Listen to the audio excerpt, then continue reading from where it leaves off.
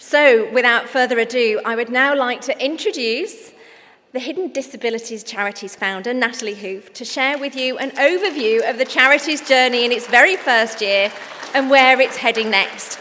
Please, you've already started, give a warm welcome to Natalie Houfe. Thanks, Fiona. I am handing over to you. Good evening, everybody. I'm so delighted that so many of you could come tonight. There is somebody, I'm not sure if they're here or not, and I can't see without my glasses anyway. But I really appreciate some of you have struggled, and it was a lot of effort, and well done. You look amazing. I know some of you didn't make your proms and things like that, so this is a really nice glitzy night for you to come and have a dance and get dressed up. So the charity has been running for almost a year now. We did register in August, but we launched last October. We did it as close to POTS Awareness Day as we could because our daughter has got POTS, and that's one of the reasons why we set up the charity. There was a lot of things we went through as a family. When you see somebody with a chronic illness, how it impacts them, day-to-day living, and where you can go for a safe place, what places are inclusive, and that sort of thing. And we really struggled with the lack of awareness and support and understanding. So, yes, we thought we'd try and do something about that. So the charity is for lots of different types of things with hidden disabilities. So it could be cognitive, it could be sensory, neurodivergent, physical. Because there's such a crossover with these conditions, they have very similar struggles. So it could be isolation issues, identity issues, things like that. So there is a huge crossover. So that's why we didn't do it just for POTS, we did it for hidden disabilities. In our first year, it has been really amazing. We have been putting on lots and lots of different events and things. I wanted to start with building a community, giving people hope, and because isolation issues can really affect people with their mental health. I'd just like to say this evening is very important to us personally as well. We're talking about fibromyalgia, chronic fatigue and ME, and my sister-in-law, Sharon Houfe, if you could just show the video, there she is, lovely, beautiful Sharon. She had fibromyalgia. People didn't understand and identify. She represented it in a very different way. There's a thing called masking, what a lot of people do, and Sharon did end up actually taking her life. And she was she had an MBE. She was a very highly regarded police lady, and it is important that people can get support and be understood. So that is something that we want to work on. So moving on from that, things that we have created this year, in our first year, we have done loads and loads of events and activities.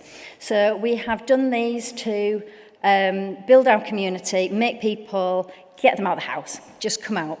And people don't judge, and people are very supportive.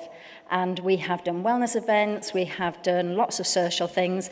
But what we're doing is we're doing these events and activities in very mainstream sort of areas.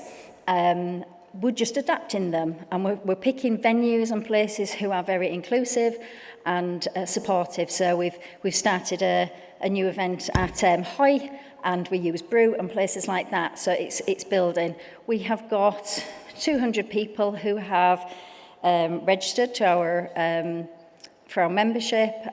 We have got at the moment. Can we show the website? So our website is one of the things we've created.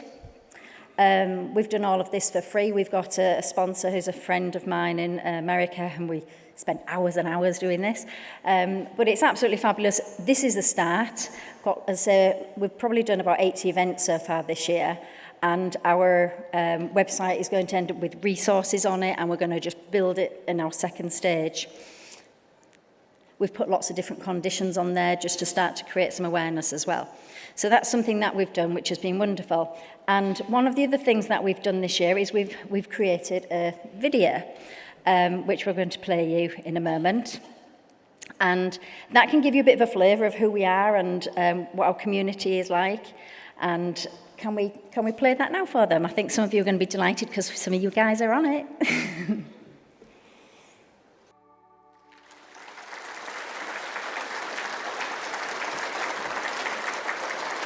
Wasn't that lovely? I'm really proud of you guys. Got quite emotional watching that. So we really want to give our members lots of opportunities for growth, like Chloe said, to feel empowered. And I was watching some of your faces when you saw yourselves on the screen and you was kind of cringing. It's not easy seeing yourself so large, is it? But you were amazing.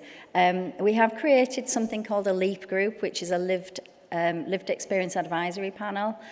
So we get together once a month. These are our members that have all got different conditions, and we talk about specific difficulties and struggles. It could be something like using disabled facilities like toilets and parking and things like that.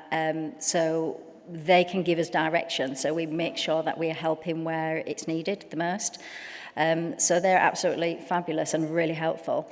I have had people reaching out from lots of other areas as well. A lady from Cambridge University who's in the research department wants to join our LEAP group.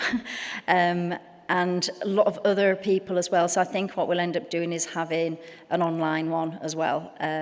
So there is a definite need and support for this sector. And it's about being inclusive, about being aware and learning and understanding and supporting and making the world a fairer, more a more fair, equal place. That's what we're looking to build here.